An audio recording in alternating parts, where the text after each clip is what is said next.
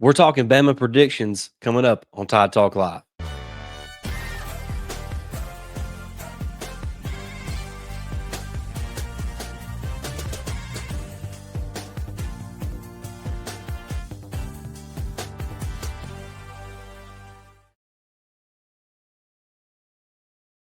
What is up, everybody? Welcome in to Tide Talk Live, powered by the Believe Network. Stacey Blackwood, joined as always by my good buddy Jake Thomas. Jake, we're just 10 days out from this recording to Alabama kicks off against Florida State in Tallahassee. I'm fired up. You're fired up. Everybody's fired up.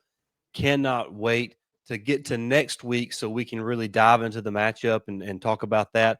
So as we get ready to close out the final week without Alabama football, we're going to start diving into some Bama prediction or specific predictions about this football team. We'll look at offensive MVP, defensive MVP, some breakout players potentially. We'll even do a couple bowl predictions, both for Alabama and maybe around the SEC or beyond. And then we have a question that we're going to talk about as well that come from our Tide Talk Live Discord server. So if you're not a part of that, look in the description below. You'll see a link. Join us there. We're having a lot of fun over there as we continue to grow that server over there. But got to get some things out of the way. Please do like, share, and subscribe to our channel here on YouTube. We are, 30, 35, 40 subscribers away from 3,000 here on YouTube. Help us get there by August 30th. Super easy. It's completely free. Doesn't cost you anything. So smash that subscribe button. Give us a thumbs up. Jump in the comments and give us your thoughts on today's show. Also, we are powered by the Believe Network, which makes us free and available wherever you find your podcasts. So make sure you find us there, subscribe, download, and leave us those 5-star written reviews, and we would greatly appreciate that. All right, Jake, let's get into some Bama predictions. We're going to look at first, give me your offensive MVP. Now, look, I think there's a couple ways you can look at it. Is it the best player or the most valuable? So just a preface, I'm going to go with who I think is going to have the best season for Alabama offensively, just to kind of because I don't want us to both pick the same player, and I have no idea who you're going to pick. But go ahead, the floor is yours. All right. Well, the obvious choice has got to be Ryan Williams, but I'm not going there. I'm actually going to go with another guy, and it's not going to be Todd Simpson either. But I really think that the way this offense is set up, the running game is going to have a incredible impact on the season. And I know Jam is going to be out early on, but I really feel like a guy like Richie Young is going to have a big year this year, and he's going to get his opportunity starting out. I know Daniel Hill is nipping at his toes right now, and rightfully so. But I really feel like Richard Young, he made and he had some opportunities last year. When he got on the field, he looked really, really good. So, he's probably not going to get as many carries once Jam comes back, and he's going to be sharing duties with Daniel Hill and probably Raleigh and Washington as well. But I really feel like if he can have 500 to 600 yards rushing, that is a successful season in my mind. So I'm going to take, You're kind of taking the Alabama running backs, ain't you? yeah, Like pretty not much, a yeah, specific player, but I yeah, like that. That's kind of an outside the box answer, and I hmm really like that because I thought for sure it was either going to be Ryan Williams or Ty Simpson. yeah, I'm going the easy way out. I'm hmm going Ryan Williams. He's the best player on yeah, Alabama's football team, bar none, regardless of position, regardless of which side of the ball you're talking about. So I'm going to go Ryan Williams, but I'll be honest with you, it was hard for me not to pick Ty Simpson, yeah, but I just don't want to put that much on Ty going into the year. Not that Ty's even listening to this, and if he is listening to this, thank you for watching or right, listening. But I don't want to put that on Ty because, and what to me, what helps Ryan is the fact that you have Germ, you have Zay Horton, you have Rico Scott, so you have some guys to take the pressure off of you if you're Ryan Williams, and I don't think he's going to see as much double coverage as what maybe he saw toward the end of last season because hmm last year it was basically just Ryan Williams and Jeremy Bernard, and that was it. right, And right, you knew the passing game was limited anyway because of the different type of skill set that you have with Jalen Milroe at the quarterback position. So I think Ryan Williams is fisting to explode for a big time season. So I'm going to go Ryan Williams as my offensive MVP for the Crimson Tide. Defensively, Jake, as we continue rolling here, I think I have an idea of a couple guys you could pick, but I don't know. So who you got being the defensive MVP for Alabama's defense in 2025? I've this one, there's a lot of guys that you can pick, like you mentioned, because the defense is stat this year, honestly. Let's just be honest about it. But one guy I really feel like is going to have a big year is I will say it's going to be, man, I don't know who to go here with because there's It's someone tough. it is. But I mentioned this guy, maybe a few shows ago, potentially having a big season. I'm going to stick with Xavier Brown. You know, I Wow. wrote- I think it was kind of like a bold prediction type deal. I thought he was going to have about 5 interceptions this year. Mhm. He's going to get, like I mentioned that episode, he's going to get a lot of looks because of Damani Jackson on the opposite side of him. So he's going to have his opportunities to take that ball away from the guy he's covering.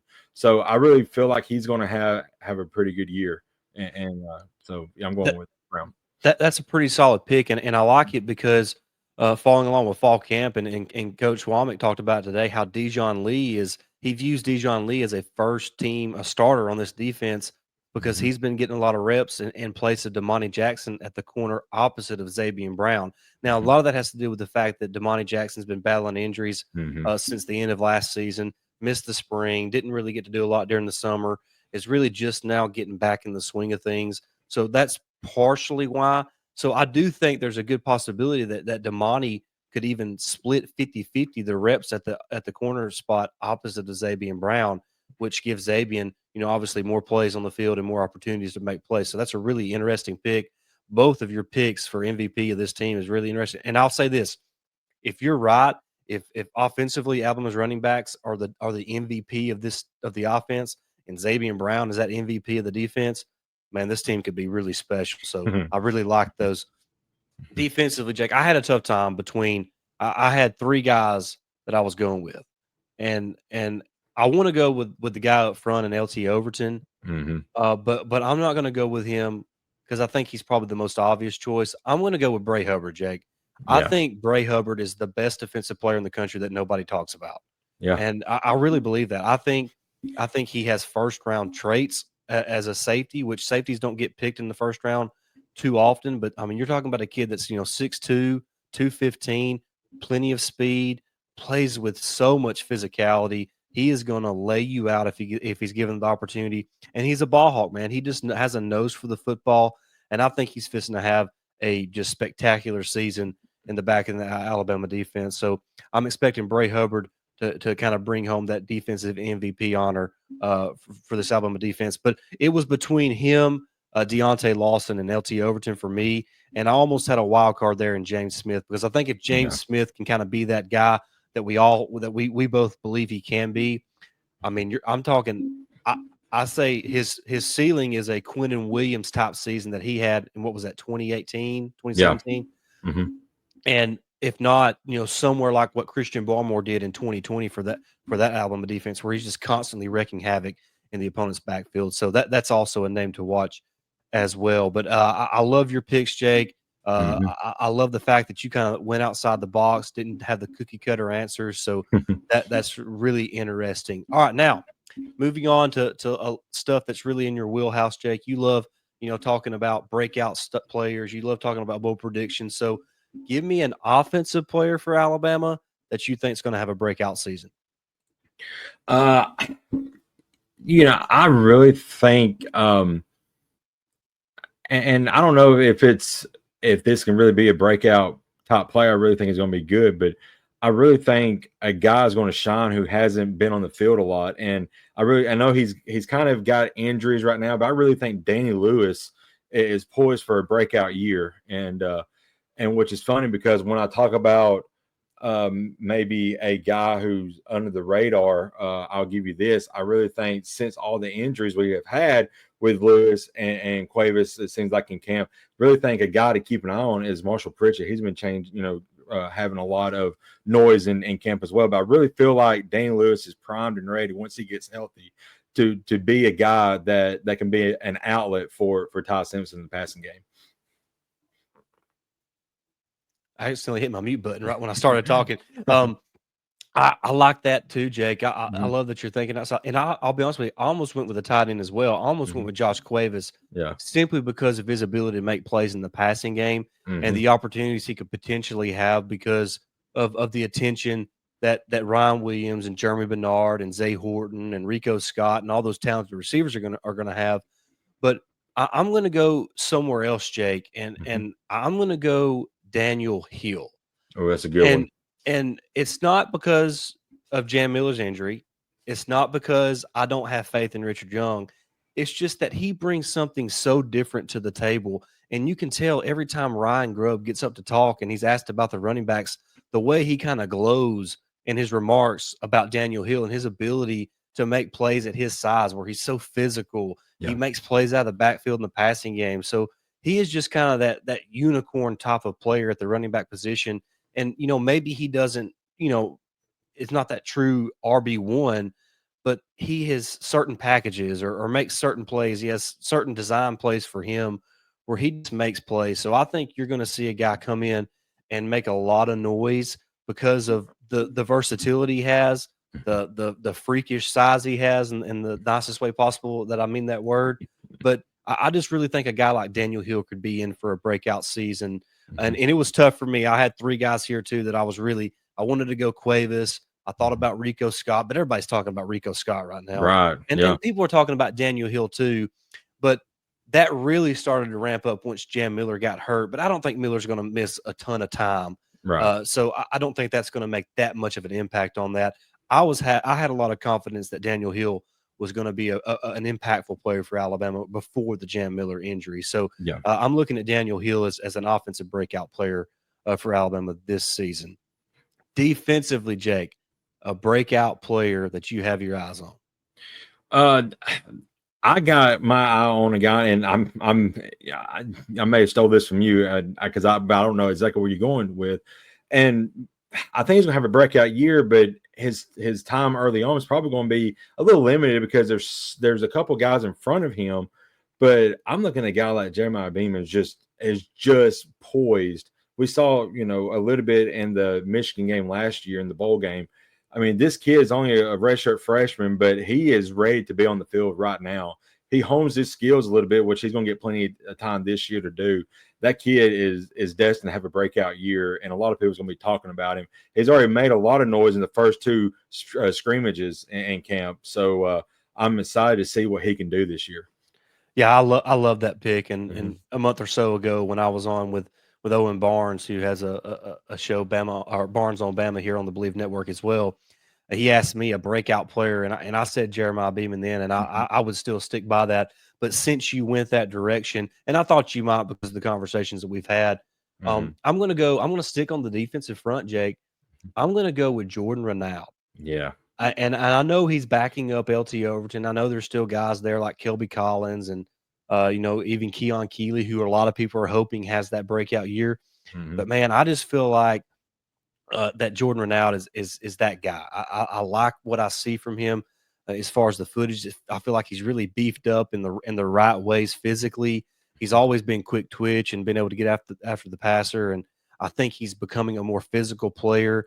So he can play both the run and the pass, and what you have to do at that bandit position. This is why LT Overton is so successful, is when it's a when you begin the play as a run defender and it's a pass play, being able to transition as a run defender to a pass rusher Yep. and having the strength and the quick twitch to be able to do that. That's where LT Overton excels.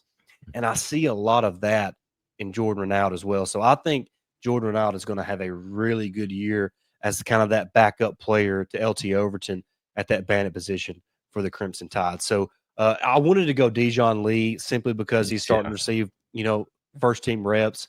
But it feels like a cheap answer because, and I know I went cheap with Ryan Williams on offensive MVP, but I can't be cheap the whole way through. But I'm obviously excited about what Dijon Lee brings to the table as well, and he's obviously a guy to watch as a breakout player. All right, Jake, as we're getting closer to winding this down, uh, it's bold prediction time, Jake, and I don't know if there's anything you love more than Mm-hmm. a bold prediction. And I know you've given a taste of some of these uh, throughout the summer months, but I want one bowl prediction for Alabama and then one bowl prediction for the SEC or for the rest of the country, if you want to go that far.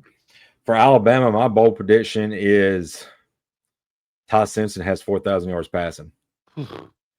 I mean, because I really feel like the top three guys and Williams, Germ, and Horton's going to all be around 1,000 yards range, and then the running back's going to have a couple hundred, somewhere in there. The tight end's going to get theirs as well. So, that's 3,000 with the 1,000 with the three wide receivers. Then of course you got your fourth wide receiver, Rico Scott or Jalen Hale or Cole Adams, whoever it is.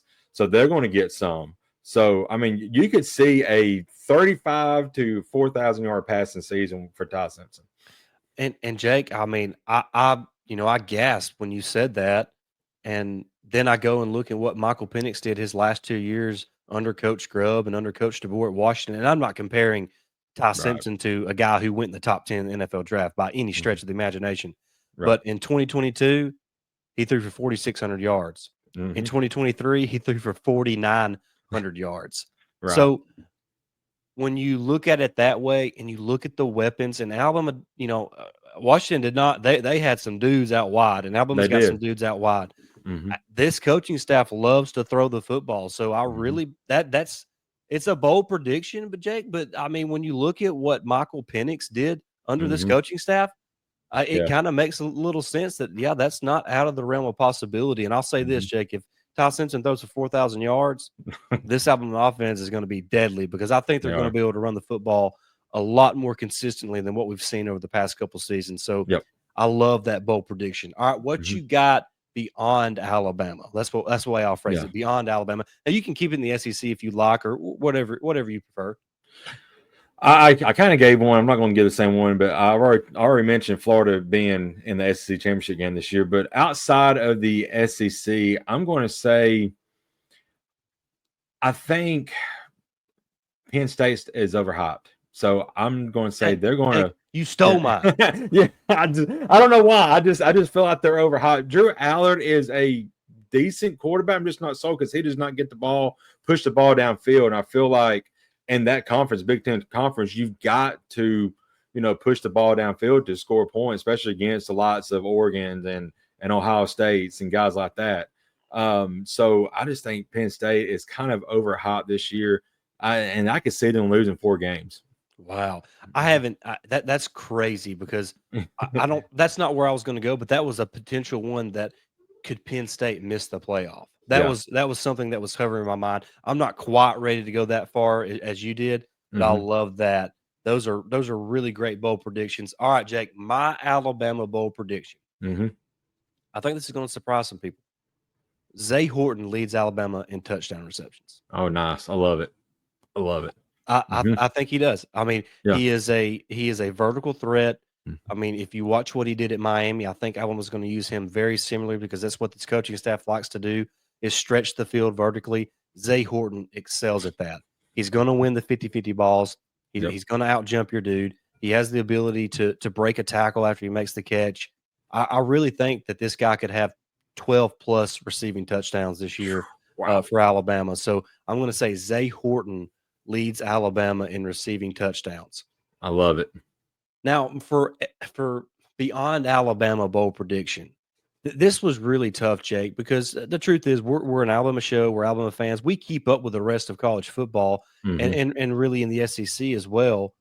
But our main focus is obviously Alabama. So I don't want to pretend like I know a ton about everybody else. I don't want to pretend like I'm something I'm not, because I'm not a Josh Pate who keeps up to date with everything around college football. This is an Alabama show, so we're specifically talking about Alabama. But a nationwide or beyond Alabama bowl prediction: Texas A&M makes the playoff. I love it. I can see that. And I almost went with Texas A&M makes the SEC championship game too. I can see it. And I don't know what it is. I'm not even necessarily sold on Marcel Reed as the quarterback, but I love what their offensive line is the best in the country, in my opinion. Yep. They have as good a running backs as anybody's got. As far as a tandem of backs, I love what they have there. Mike Elko is going to have that defense playing lights out. So if Marcel Reed can have a 2023 version of Jalen Milroe season where he's takes care of the football, because that's what hurt Miller last year was the turnovers. So Right. if Reed can just take care of the football, lean on the strong running game and that strong offensive line, and let that defense win you some games as well, or keep you in games as well, I think that's a team that could be dangerous. And Mhm. I talked about a few weeks ago how I thought there could be a, a mosh pit of teams who go 6-2 in SEC play. Mhm. A&M is one of those teams who I think could be there, and depending on how tiebreakers work out, it would not be shocking to see them in Atlanta for the SEC championship game. So my Mhm. bold prediction is that A&M makes the college football playoff, and I'm actually I don't want to say real confident, but I'm pretty confident in that. Now this could come back to bite me, but it's a bold prediction for a reason. Right. And I can see it because, A&M misses Georgia and they miss Alabama. I think they do have LSU on their schedule, but other than that, they got Texas, I think. But, so they have a real legit shot at, like you said, being 6-2 in the conference.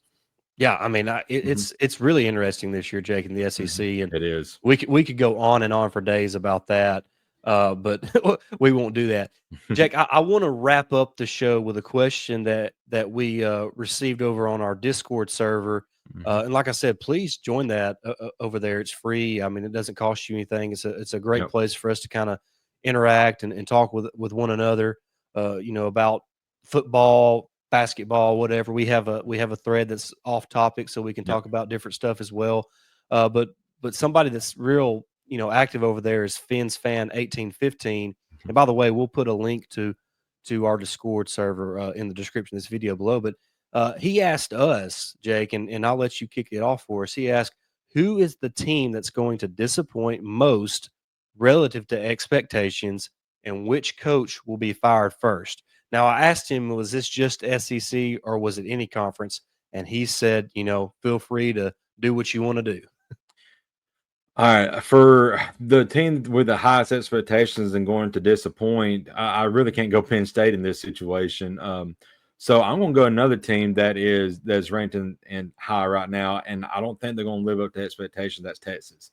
I know they're really going to have a really good defense. They're always really good on defense. I'm just not sold on Arch Manning yet. I really feel like he's getting all the love by the last name. If he was Arch Smith, nobody would be talking about him in the country, and they're replacing 4 offensive linemen. So when you replace 4 offensive linemen with a brand new quarterback, he may be running for his life against Ohio State that first game, and then it could snowball from there. So I really think they're still going to be good. I mean, I can see them winning 8 to 9 games, but to the Texas standard that Sark has had with them, up there lately, that is going to be a disappointing season.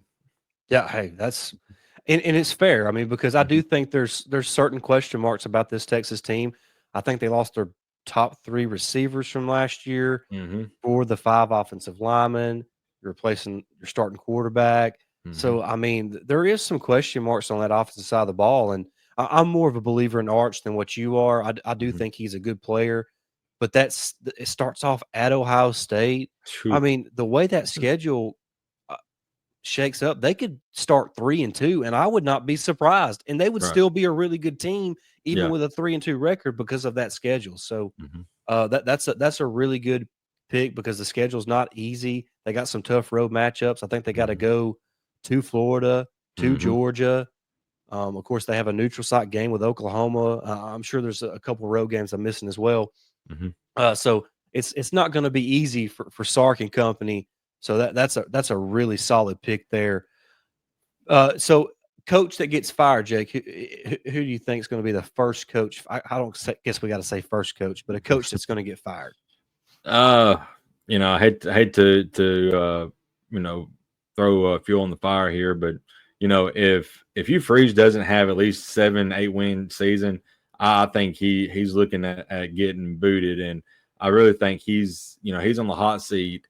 I have talked to some people who said that if he doesn't have a good year, then he'll be like on a more hot seat this year. But how long do you just stay in this mediocrity of 5 and 6 win seasons, especially down there at Auburn, when their expectation even though they're giving themselves now championships here lately, Oh gosh. but they want to be at the level at Alabama, So how long are they going to stay in that mediocrity of 6-win season before they make a change?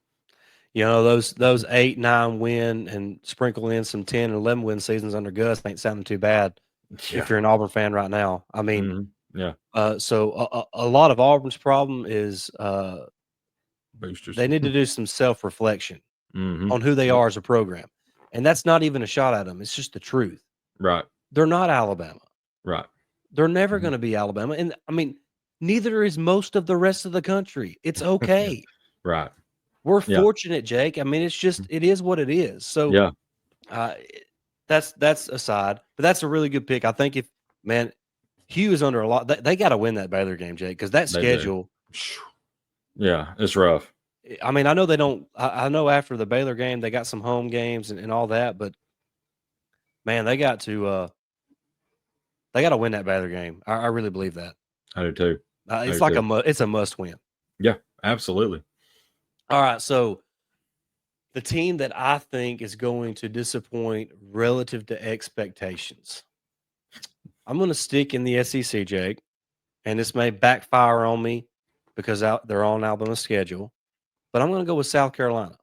Okay. And I'm going with South Carolina because they lose. I worry about their offensive line. Obviously, Lenore Sellers covers up a lot of that because he's a great player. But Jake, they lost all of their defensive front, their best linebacker, their best defensive back. I mean, they just lost so much of that front seven and in the back end of that defense. Well, they're not going to be sneaking up on anybody this year. Mm-hmm. People are expecting them to be good. Shane Beamer, a couple of years ago had a 9 or 10 win season, then followed it up by going 6-6 or 7-5. Yeah. So I just worry that he can't continue. He can't build on success. That's what I'm worried about. So until he proves that to me, I can't have that type of expectation for him or confidence that he's going to get it done there. So I'm going to go South Carolina. Kind of disappoints a little bit. Now I'm not saying they're going 6-6 or anything, but I'm saying more of an 8-4 team and missing out on the playoff. And I do think if South Carolina went 8-4, even if they were to beat somebody like Alabama, if they go 8-4, I still think their fans would view that as a disappointment because when you have a guy like Lenore Sellers, who's just a complete difference maker, and maybe I'm underselling how much of a difference maker he can be for this team, I just feel like they would be a little bit disappointed. Yeah, I agree, Stacey. And, Clemson and Illinois kind of gave the blueprint on how to stop this South Carolina offense last year. And when they played, and then the bowl game with Illinois, stop Lenore Sellers. He's still got to hone his passing. Clemson game. Didn't stop him. Yeah, well, they didn't stop him. But now, Alabama did a really good job defending Lenore Sellers, especially with his running ability. Yeah. So he's still got to learn to be a better passer. He can use his legs, but if you stop that, then this offense kind of sputters a little bit. Mm-hmm. Yeah, and they lose Rocket Sanders as well, Jay. Right. I mean, right. He's gone, and they got some talented guys. Don't get me wrong. Like I said, I'm not expecting a huge drop off, but an 8-4 season is what feels right to me for South Carolina. And I just think most people throughout the country would be a little bit disappointed if that were the case. Yeah. All right. So my coach who gets fired. This is tough, Jake, because I don't even know who all. I'm going to go Sam Pittman, Jake. Yeah. And I hate it because I like Sam Pittman. There's not an opposing coach really in SEC who I enjoy kind of watching more in the post game because it's like me or you being out there doing the post game. I know. I mean, right.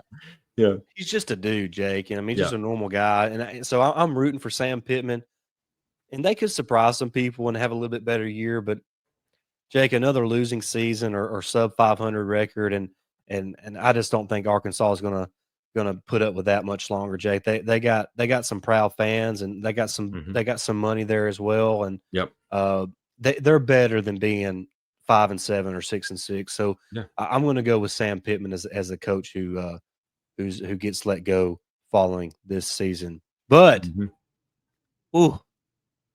We got our Bama prediction, our bowl Hmm. predictions, and all that in for in this episode, Jake. That was a lot of fun. It was. Is there anything else you want to add before we close it out, Jake? As this might be our last show together before game week gets here. Yeah, it very well, will be, but we'll talk more game week because I really want to talk about the latest development that has come out about Thomas Castellanos. I don't know if you saw what he said today. Mhm. Um, well, I'll just tell you real quick. He said that he feels like the best defense that he will face all season is one he's facing in practice. So he just continues throwing fuel on the fire, giving Alabama bulletin board material. So, And we'll, normally, Jake, that wouldn't be anything. But when right. you've already ran your mouth about the team you're playing in week one, Yeah, it's it's just so like you said. It's just he he just keeps throwing gasoline on that fire. I know. So I'm excited, man. Next week we'll plan to do something, have a little preview show, and I don't know how you're feeling about doing a live post game show, but I'm all for it, Stacey. So Yeah, you if know, it works out where we can do it, we'll yeah, do it. My daughter is in volleyball, and she has some Saturday games, so just kind of depending on when right, the times are that. But if I'm available, we're going to be here doing yep. a live post game reaction show, and if it Mhm. has to be a couple hours later, we'll try to do it then. So Oh yeah, for sure. just that's why you need to subscribe. So Yep. and hit that bell notification so you get an alert when either we go live or upload a new video. Hmm. But Jake, great show, buddy. Appreciate you. Great. Had a lot of fun. Yep. Can't wait to get to game week next week to talk some Bama, Florida State as the college football season is here, buddy. I'm Yeah. excited. Yeah. Roll Tide, guys. All right, Let's guys. Hey, go. thank you so much for watching. Like, share, subscribe today. Tell your friends about our show. Tell your relatives. Tell your enemies. I don't care who you tell. Just tell your folks that you know about Tide Talk Live, and we would greatly appreciate that. But we'll be back real soon. And until then, roll Tide. Roll Tide.